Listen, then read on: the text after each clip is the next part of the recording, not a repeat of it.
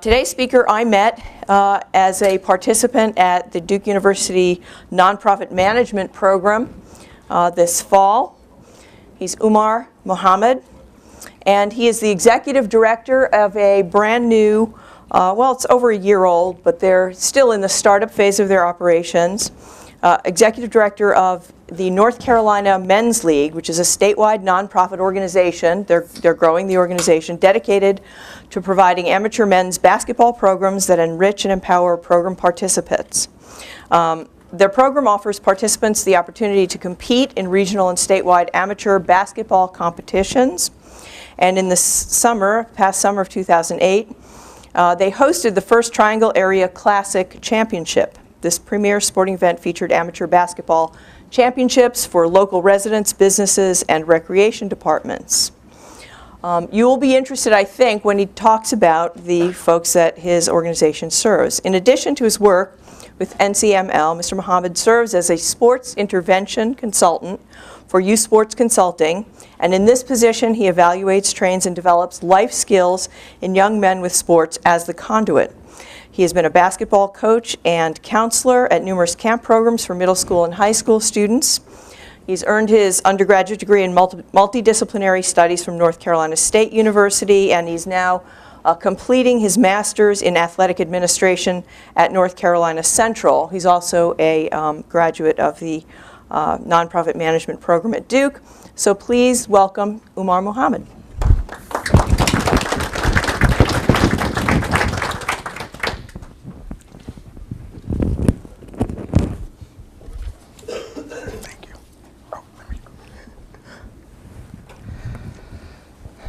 Thank you, Karen.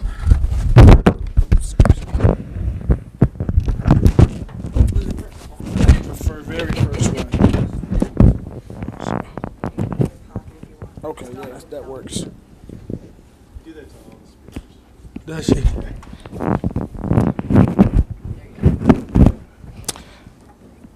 Thank you, Karen.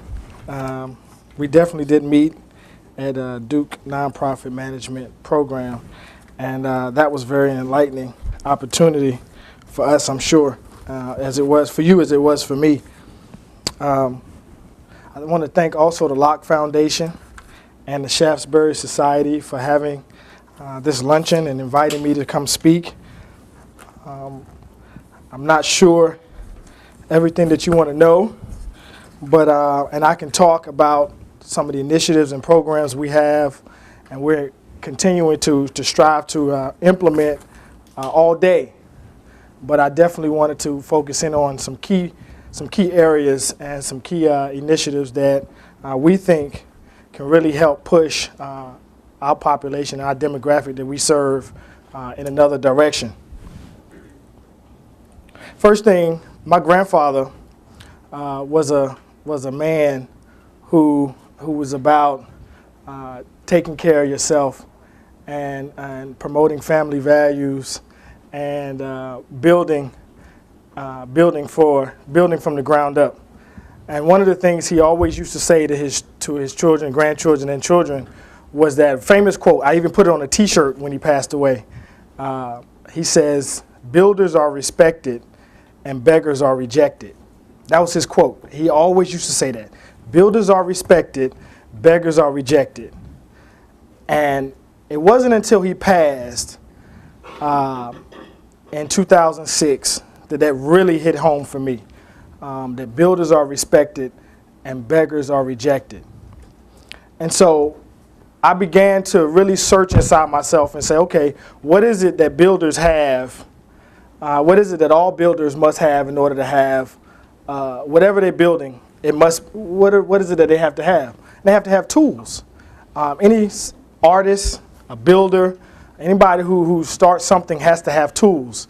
And so I always wondered, what are my tools in this life? What have I been blessed to have? What tools have I been given that can be of benefit to others? Not only to myself, but to others. And one of the things that has always been a part of my life is sports. And it wasn't just that I wanted to be a basketball player, but there were things about the sport that taught me about life. And those were the aspects that I wanted to bring out in building an organization or agency that could help others. And so that brings me, and I can say a lot more about how we came to that, but that brings me to the North Carolina Men's League.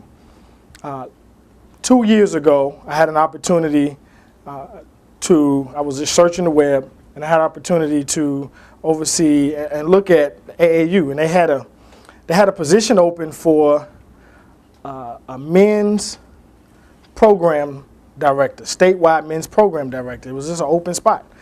And I've always had, because of my father's background and working with young men in the prison system, I always wanted to know about 18, there was a group about 18 to 25-year-old males that I wanted to, that was always appealing to me. What is it about that group that maybe, what is something, because, what is it? What is it about that group that causes them to have, be not a part of society, to particularly African Americans that are not seen as a part of the community? And so I took the volunteer position, and with that, we started the North Carolina Men's League. And I wanted to start with 3 objectives, 3 goals. And the first one, which Karen mentioned briefly, sports competitions. An opportunity to provide 18 to 35-year-old age group with other opportunities to participate in sports. Because I realized through participation and research that the local recreation departments in our locales aren't really serving the young adult population as far as recreational activities. Most of the attention is focused on teenagers and younger, or senior citizens. And so there was a gap in recreational programming and leisure programming for the young adult population. And I felt that that was an opportunity, particularly for young adult males, African American males in particular, also to try to do something that could help them with their lives and try to move them in another direction. So basketball competitions was the first goal, and we have certain objectives that we want to meet to allow that. And so the second part, which to me is the passion, is the sports intervention programming. And I'll go, and that's basically what we'll talk about briefly today, is the sports intervention programming. And then the third objective of our organization is to provide community service, community projects, and using sports as a way to bring the community together, and empowering and establish some pride in the local communities. And we'll talk briefly, briefly about the way that happens. Now, the sports intervention program, and this is what we do. The sports intervention programming. One of the goals is based on research that some of the reasons we have gangs and antisocial behavior and the exclusion of young men participating positively in the society, whether that be taking care of their families, whether that means taking leadership positions in their communities, being active participants in churches, or what have you. Some of the reasons for that is because of social exclusion. They don't feel a part of the community. They don't see themselves in positions of authority. They don't see themselves as active participants in the day-to-day activities that go on within the city that they reside in. So they find other ways to try to cope with that reality that they feel. So one of the ways that we felt that a sports intervention program could help solve and help bring about social inclusion. And there's some key areas that we feel that social inclusion, any program has to have. First is access. They have to feel like they have access to this program. So it has to be, for us, we wanted a program that they could identify with, something that's appealing, something that could draw them and could be a draw, and hold them and to retain them in the program. So we felt sports, particularly basketball, for this inner city demographic was something that could hold and attract them to this particular program. Secondly, engagement. There had to be some type of engagement with them, not just access, but we had to engage them to do projects and programs and take initiative and take active part in their development, their own development, which leads into the third part, which is development. They have to gain some type of personal competency. They have to feel like they're accomplishing something, and those are key. I think those are very key to being able to not only address some of their personal issues, but also address some of the issues that their community in general has. And then fourthly, the leadership has to be local for that particular program. We don't want a program to be, we're a statewide organization, but we don't want our programs to be state run. We want our programs to be locally run. With people in the community being a part of the leadership and the development of that program for that particular community. One of the reasons why is because every community has its own cultural values. And we have to be sensitive to those cultural values that that particular community has. And only those in that community know those nuances and those different values that that community affords. So social inclusion was the main idea behind trying to develop a program that could significantly address the issues that our particular young men are facing. And we serve 18 to 25-year-old young males. We also have just recently decided if a young man has been in the juvenile justice system, that we will drop the age to 16, because 16-year-olds are considered in the juvenile justice, they are considered adults in some cases. So some of our programs will serve 16 to 25-year-olds in general. We have partnerships with community organizations. We're located in Durham. Partnerships with right now the Criminal Justice Resource Center in Durham, the Durham Police Department, the Durham Center, which offers adult care.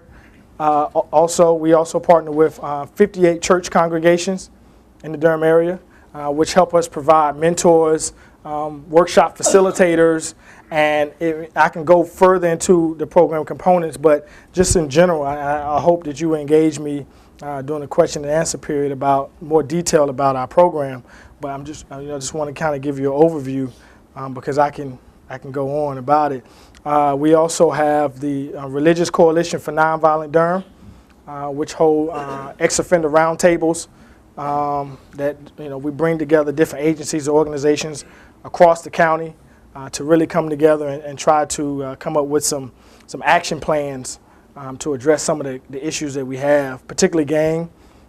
We've just recently been asked to partner with the Physical Education Recreation Department in North Carolina Central to offer, to not only for them to offer us internships for their students, graduate and undergraduate students, but also help do research on graduating student athletes, particularly African American males graduating who are student athletes, and their graduation rates, and monitoring that success rates for those. And so we're excited about what's ahead. We feel like because North Carolina is such a basketball rich and has such a basketball heritage, that our programs, particularly and I'll go through the program in a minute, but the basketball part of our sports program will really catch on, and people will really want to be a part of something that they can identify with. And so we're excited about that. Durham right now is our starting point, but Raleigh is right around the corner. My chairman of our board lives here in Raleigh. He's my father. He's worked with the Department of Corrections for over 20 years. He's a chaplain in the prison system. So he's a chaplain too, which means that he's on death row, and that he sees he sees the result of not having a program that we're trying to do. And so he being my chairman allows me to have direct knowledge of if we don't do something, what could happen. And so that's always a benefit. 3 other members of our board are 3 professors at North Carolina Central, 2 recreation directors, doctorates in recreation and leisure studies, and also have a psychology professor. We have advisory board, which right now includes Davidson's head coach, Davidson College. Bob McKillop is on our advisory board. We have Henry Dickerson, head coach at North Carolina Central, on our advisory board, and we hope to expand even further. We're right now in the process of looking at opportunities to spread our programs. My master's right now is on developing a program manual for us, so that any community across the state will be able to take the program manual and use it as a guideline or guidepost to try to implement the program in their county or local area. They could take and pick and choose which pieces they think that community would be beneficial to their particular community. And so, but the most important part of the program is our community partnerships. And that's how we do what we do. If it weren't for our community partners, we wouldn't be able to help the young men that we've helped. And even in our short period of time, we've actually been functioning as a program, as an organization and program. This is our first year of operation, and right now in our program we've served six young men, and this spring we hope to serve about 10 more. Funding is definitely because we're new. Funding is definitely a challenge for us, and we want to make sure that even in our funding and attaining resources, that we are community sensitive, and we want our funds to come from the community, and so that's important for us. And so we've searched out giving circles, individuals or business owners that come together to help provide resources for those programs, organizations in the community that really serve the community. So our community partnerships allow us to have that sensitivity. They serve as a advocate for the organization and as a representative from the community to us, so that we know what's going on. They also provide. They also help us create a network of care. Organizations, actually, the Durham Center. Excuse me, the Durham Center, the Religious Coalition for Nonviolent Durham, the 58 church congregations and Durham Congregations in Action. They allow us to actually set up a full support network, a system for these young men, because these young men definitely need non-traditional support. I've said that yes, it takes a village to raise a child, but it takes a community to support a man, and it really does. It takes everybody in the community to really take part in the development and support of a young man. I'm reminded of the book I read when I was in college, Invisible Man by Ralph Ellison. And it just in the book, he just talks about how he's walking down the street and he just seems like he's invisible. And a lot of young men that we deal with are that way. They just don't see themselves as a part of the society. And our goal is to use sports, particularly basketball, and not just, honestly, I don't want a young man who just wants to be a basketball player. I want a young man who sees that there are skills and opportunities that can transition, that we can use, that they can participate in basketball and the sport, but there are skills that they can learn from that sport that can transition, they can use it in their everyday life. And I'm a strong advocate of that, yes. Could you just take a minute, because you explained it to me, but right. You haven't actually said where you get the specific candidates for right. your program and why. Our participants come from referrals. mostly. Church members, churches refer young men. The Criminal Justice Resource Center refers young men. When we first came with the idea of this program, we went to the Criminal Justice Resource Center, and she said, if I have 20 guys downstairs right now who would see benefit in your program. And for us, it's not a problem of having participants, and it's a problem of being able to provide the resources for them right now, because we don't have them ourselves. So for us, it's not a problem of gaining the participants or those who need it. It's just a problem of being able to provide what they need us to provide. Yes. How would you measure your effectiveness? Definitely. Well, what we do, and I didn't go into it, and I'll go into it now. Our program is called the Pick Up Your Life program, and it means positive intervention and coaching for urban players. And basically, we have 4 components. One is the basketball competitions, which we actually have 2 nights a week at night, 7 to midnight, prime time for crime. So we're trying to get those young men off the street.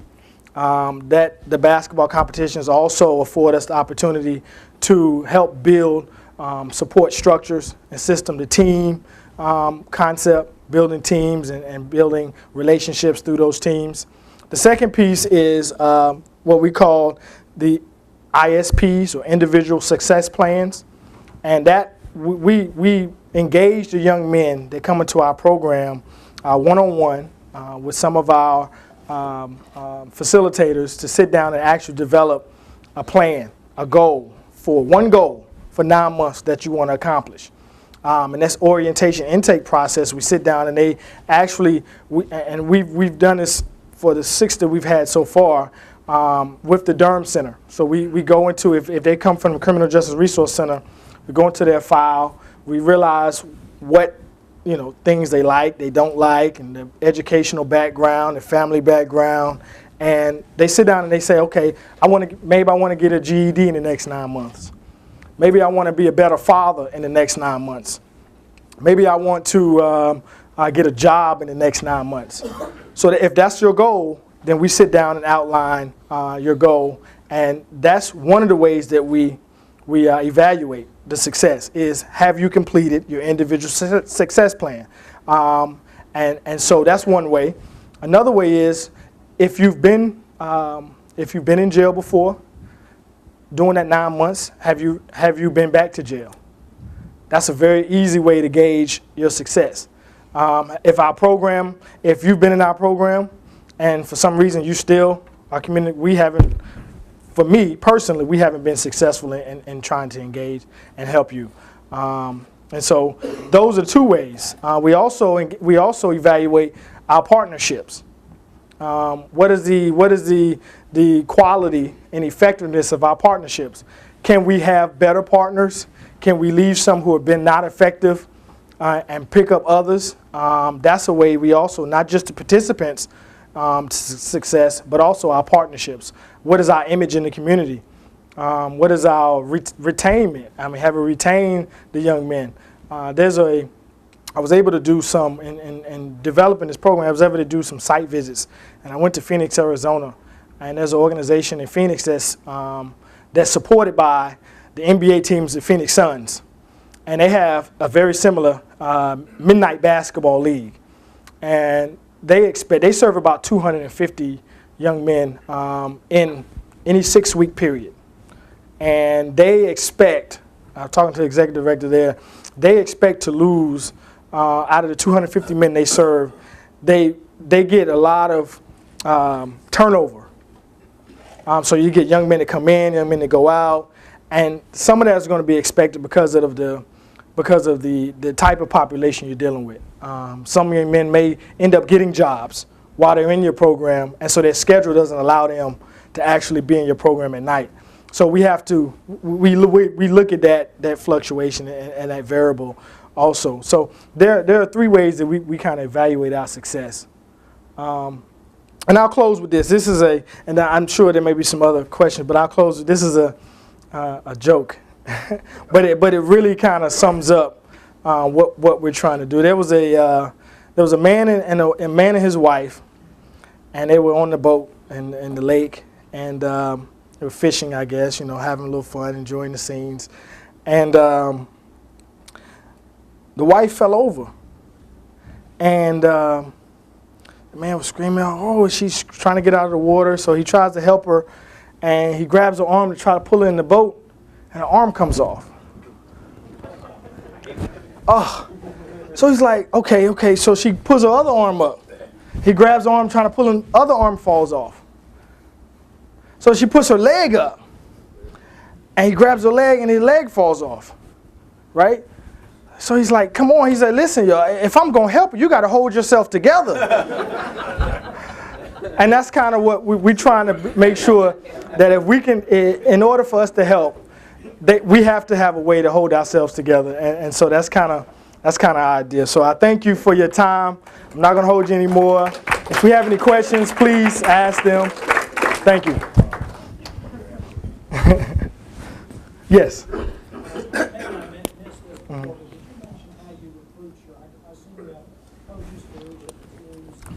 Most of our mentors and coaches come from the church congregations. The men in the church congregations.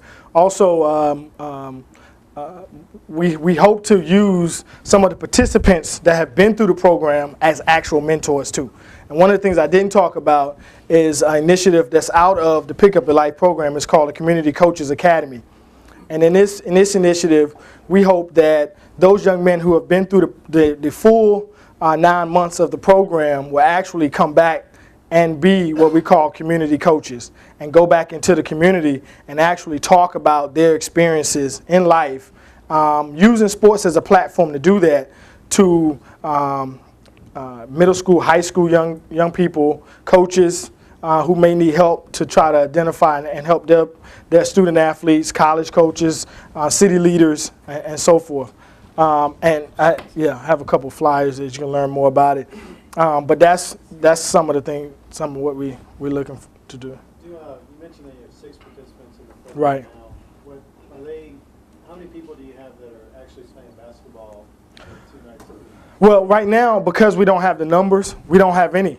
What we do is provide them opportunities to participate in basketball, but not in the actual league that we want to have.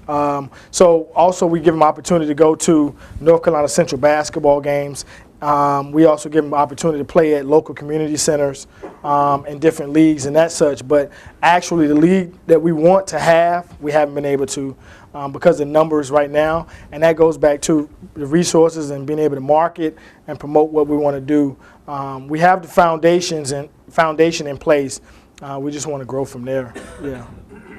Yes, sir. I'm interested in the concept of community. Okay. And kind of get your reaction to this. At one time in our history, community was at a lower level, and people had small communities that were tight-knit and had a lot of control and authority and so forth. It seems that throughout our history, we've been centralizing and centralizing. More has gone into the city, the cities have gotten bigger, the states have taken more responsibility, the federal government and so forth. So we've had this centralizing trend that has left the communities down there at the bottom with very few, as you say, tools or levers to help each other out. From your point of view and the work that you do, would it help if the communities had more power and more authority, control over your schools, control over your police department, control over your public works departments, and so forth? Right. I think for us, it would. One of the ways, and that goes into the third goal for the organization is community service, community advocacy. And with that, one of the things that we want to do is have more opportunities for those members in the community to get to know each other. Because a lot of times, communities, just like families, don't know what the resources are in their own family. We don't sit down and have family meetings. We don't sit down and say, okay, you've been to school for, a parent can say, okay, one child has been to school to be a lawyer. Another child is a doctor. Another child is this. So another child is that. Communities are the same way. We don't know what we have in our communities. So a lot of times we go outside of it because we don't know what we already have. And that's one of the things that we think if we can build that pride back into the community and take and really look at taking a serious look at what we have in our own neighborhoods, what we have on our own block that we can take pride in. And one of the things that we like to do is use sports to do that. We think that having a outdoor sporting event where we can bring, sometimes you say free food, you get everybody, And then like my father used to say, you use the sandwich technique. You put the bread, but the meat is right in the middle. So you begin with some bread, nice, tasty, condiments. And you put the meat in there, and then you close it off with another slice of bread. So that's kind of the strategy we can use also, because the communities that we deal with, that we focus on, don't know what resources they have. And a lot of them may not have the resources that they need. So we need to inject some resources into the community so they can start taking pride in what they have also. Let's go on this side and I'll come back. Yes, sir. Yeah, I kind of wanted to riff on that a little bit. Is it possible maybe, or is maybe one of your long-term goals to make it more popular in the community? So not only you got guys that are high risk in that age group, who might otherwise be committing crimes or whatever, they're occupied, they're doing something cool, but then all of a sudden there's this interest as spectators from the community come in. Right. They're suddenly captivated by it. It becomes a bit of an industry. Exactly. Maybe you can, as a revenue stream, get concessions out of it or something like that. Well, when we were sitting back and just looking at the organization and when we did the site visit to Phoenix, that's one of the things that was such amazing to me, was doing their nighttime league. They had the stands were full with people in the community to watch these young men, and that's part of the support, because if these young men know they're doing something that people like, just like college players, like Duke, Carolina State guys. You go out on the floor, you running up for layup lines. I see it, I coach. I just got back from Iowa last night, and I'm going out to Arkansas tomorrow, for the North Carolina Central basketball team. But when these guys go out on the floor to do warm-ups, and you see the stands are full, that makes you feel strong and feel like, okay, people care about me. They may on the outside, we may say, well, they just play basketball. But on the inside, these young men say, wow, I'm doing something that people like and love. And that does a lot for your self-esteem. And it does a lot for you to say, okay, I'm responsible for my actions. I just can't go out in the community and do anything because I know people are looking at me. They know that's so-and-so, that's so-and-so. So that is very important. And not just for the community, but for the individuals that we serve also, it's important. Yeah, definitely. And that's one of the reasons why I think that if we can have the type of promotion and the program can be not seen as, I don't want it to be seen as something that's a last resort, for them, but something that, wow, I want to be a part of that, because it's going to trickle down. I was a middle school teacher for about a year and a half. I couldn't stay in the classroom, but I'm a middle school teacher for about a year and a half.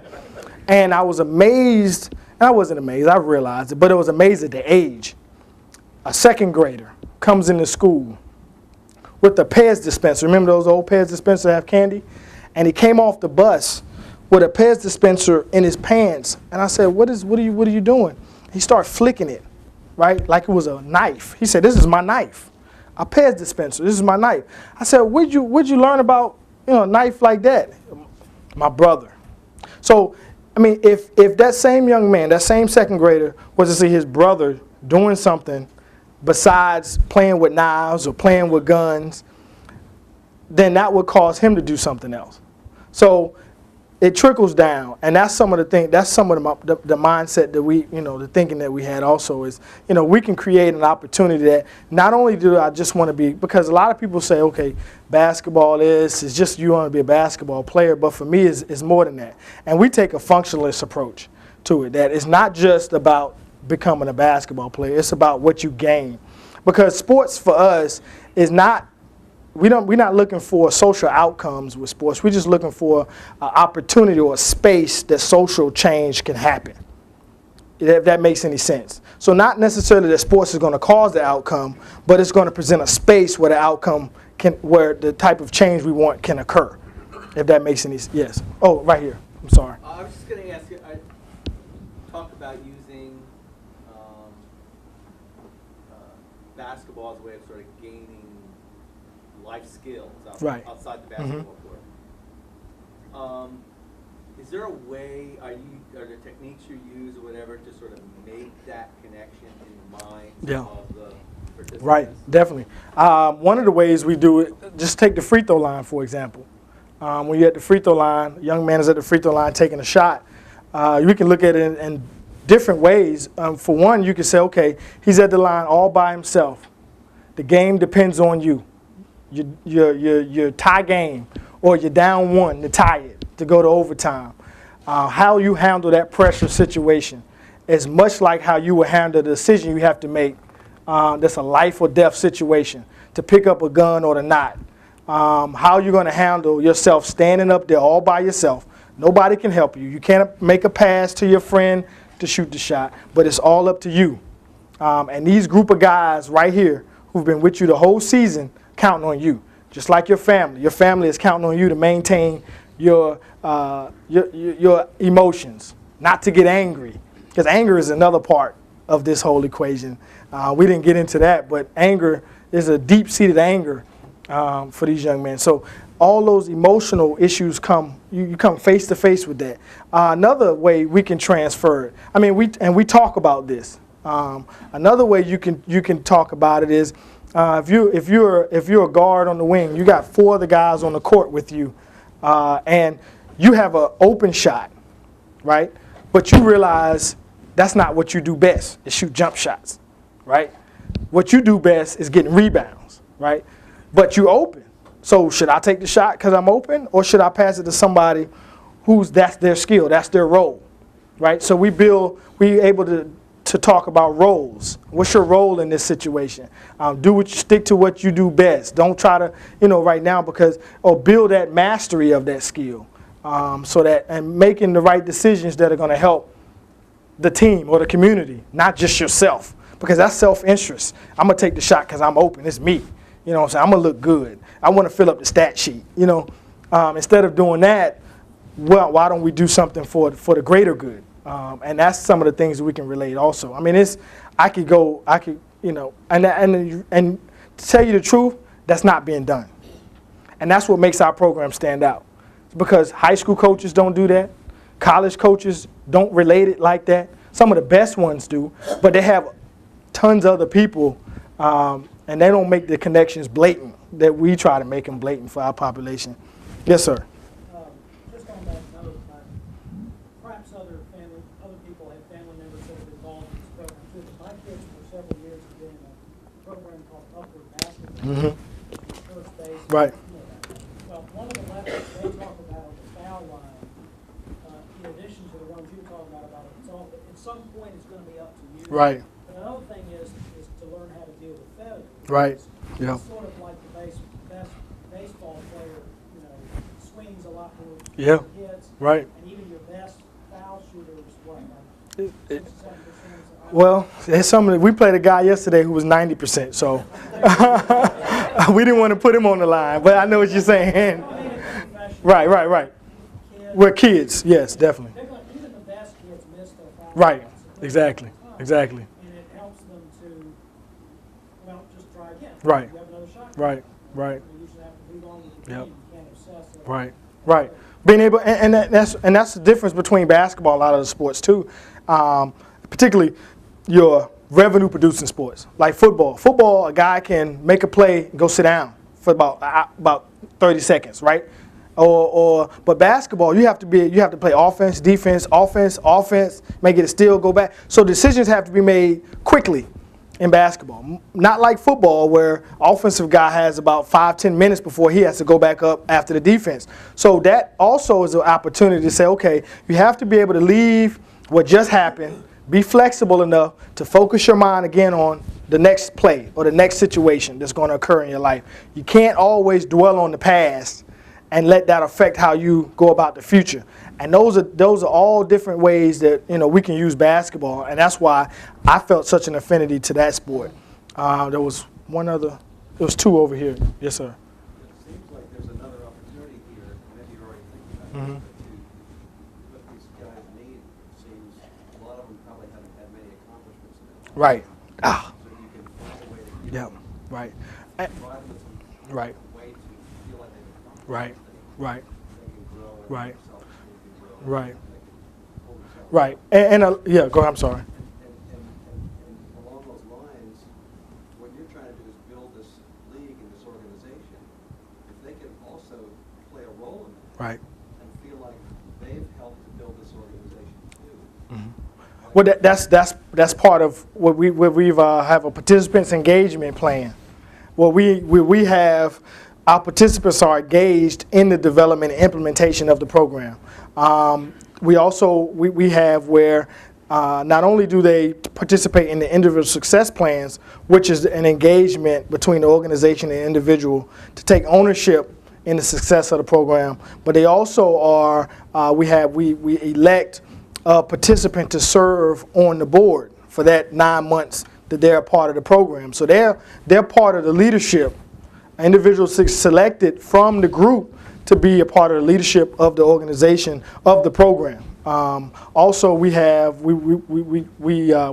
would like to, because we don't have the league yet, but we would like to have ongoing surveys, ongoing engagement of what actually is going on a day-to-day basis that you think we can improve upon.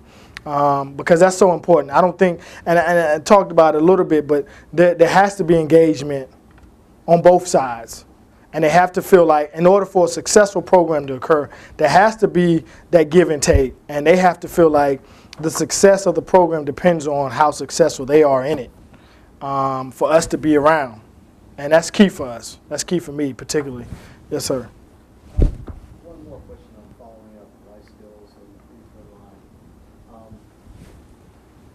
Have you equated success on the free throw line, you know, with successful practices and fundamentals, and equating that with getting a job? There are you know, to have better success at the free throw line, you need to go through the motions, practice, go through the fundamentals of the correct shot. And these are typical life skills. When you go out into the workforce, you present yourself nicely, you're respectful to others, Right. things like that. Right. I don't Right. know. Well, what I didn't go further into was if you have the flyer card, it talks about what it includes, and you see pregame workshops, and those pregame workshops are broken into 3 areas: family relationship. We discuss with the young men before they actually play that night. So whatever issues, we have a curriculum in place where we discuss building relationships within your family and interpersonal relationships. Then the second piece, or the second 6 weeks of the program, because it's broken into 3 6-week periods throughout the year. So the second 6 weeks is job readiness and employment. Education also during that 6 weeks. So we talk about some of the things we discuss in our pregame workshops and sessions, some of those exact things of what you need to do to be able to, how you dress, carrying yourself professionally, how to write a resume. Financial literacy is included in that. Some of these guys don't know how to write a check or open up a bank account. So I mean, there are some very basic things to actually feel like you're included in the community, in society. So we talk about some of those baselines. So we have ex-offenders come in and talk to the young men about their experience in prison and then coming out, and some of the skills they had to gain. Because some of these young men have never had a father in their life. They don't know what it means to take responsibility for themselves. So we address some of those. In the third 6 weeks, we talk about mental health, nutrition, diet, those wellness, health and wellness. So those are 3 key areas that we focus on in our workshops throughout the 9-month period. And so what you're saying is very important, and we make those relationships and those connections from the classroom to the court. And so you know, that's something that's ongoing, and I'm sure that interacting with different types of young men will learn more about how to proceed. So I appreciate what you said. Yes, sir. If your basketball games are anything like ones I've ever been a part of, Mhm. there's a lot of trash talk. Definitely. How do you handle that kind of Definitely. interpersonal relationship Right. and respect on the court?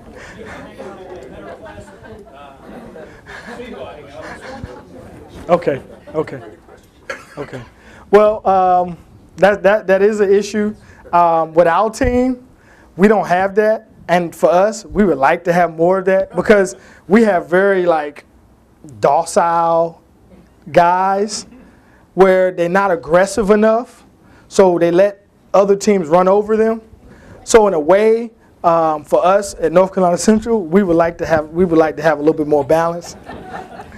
But I know what you're saying. That is for guys because I'm familiar with this because I've done a little research on masculinity in basketball spaces, and that's what you're really talking about is having some who's the better man, when you talk junk, and that has a good and bad side to it. And for us, we haven't had to deal with that as of yet. I think we will address it. I think there's a space for it to some extent, but there's some extremes that you can't go to.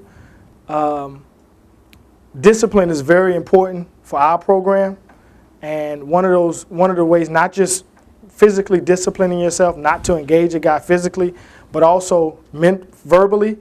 And so those are some of the areas that we will address with these young men. But that's a balance because you don't want them to carry the street into your program, right? But you also have to be aware that these are men who have egos, right? So you have to be able to support that because you want them to be able to be productive, and sometimes you have to have a shell and you have to have some back to you in order to face the world, right? So that's definitely a balance, and I'm still doing a little bit more research on that too. And, we did some research on masculinity in basketball, and that's a very interesting research that's out there. I take about 2 more questions if we have any, and then I think we'll wrap up. Yes, ma'am. This is about the high school population. Okay. I'd like your opinion on this trend towards, because we were talking about the pride in the community, Mm-hmm. the trend toward busing children out of these communities, to other schools. Mm-hmm. There used to be a lot of pride in local neighborhood Right. high schools. And I'd be interested in knowing your opinion, the balance between busing them out so that you are mixing socioeconomic status and Mhm. balancing that out in schools, Mhm. which is what the trend is, or whether it would be better to put more resources into that community, keep the community together, and If that happens, that's better. I mean, better teachers, better paid. right. If that is the case, that's better. But if it's not the case, you have people who want better, and who are we to limit, that they can get better. Now, I would prefer to have all the resources available in my community. I'm for independent communities, that can manage and grow and be successful and be models for other communities. And that doesn't just come from my formal that comes from my family. We want to be a model family. We want other families to say, okay, wow, they do things the right way. They have family meetings, which we do even today, and I'm 30. And we've had them ever since I can remember. So I would prefer I would prefer to have a model community where everything you need is in that community. If you want to go to the movie theater, you can go to it in that community. If you want to go to laundromat, schools, whatever it is, your community is able to sustain itself. Of course, you're going to need, of course, we should be able to have jobs in that community for our particular individuals. But I would prefer that. But if it's not, we have to still, we have to be able to give them opportunities to gain the type of education they want. But as far as I'm not the busing part. I can't really. But as far as being able to sustain yourself, I'm definitely for that. Yeah. One more question. Yes, sir. I just want to ask you about your relationship with the churches, because it sounds like it's real good. Yeah. What have you done to cultivate that? Right. You go around to churches, Right. make speeches like this. Or, Well, what's your... usually when we go to the roundtable discussions, which is hosted by the Religious Coalition for Nonviolent Durham, a lot of the pastors or congregation members are there, and we'll present. And we'll talk to them, engage them on, young men that they may be aware of in the community, our relationships. And I didn't talk about, but there's a great need for spirituality in these young men. Not particular religion, we don't advocate, but spirituality, because that helps to see another person as valuable. When you're a spiritual person, the other person has a value to them too. They have dignity.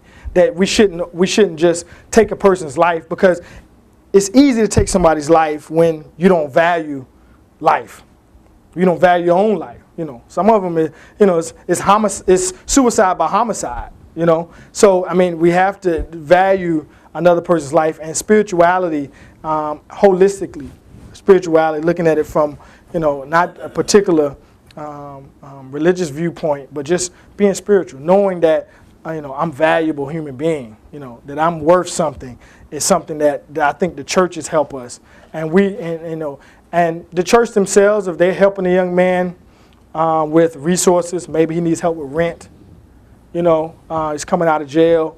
Some churches help us with that. Like, we identify a young man. We have one young man who was in juvenile system for a while, but he had a little girl coming when he got out, so he needed some help with Pampers and that kind of thing. Churches help us with resources in that way too. So it's very good relation, and it's ongoing. And they help us with facilities, gyms, personnel, mentors. We find a lot of help with that. Prayer vigils. Young men who have passed away, we hold prayer vigils in their neighborhoods.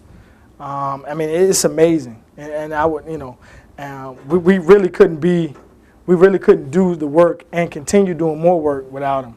And so as we look to expand, we really look for churches and other local organizations and agencies to be a part of and take ownership of what we're trying to do.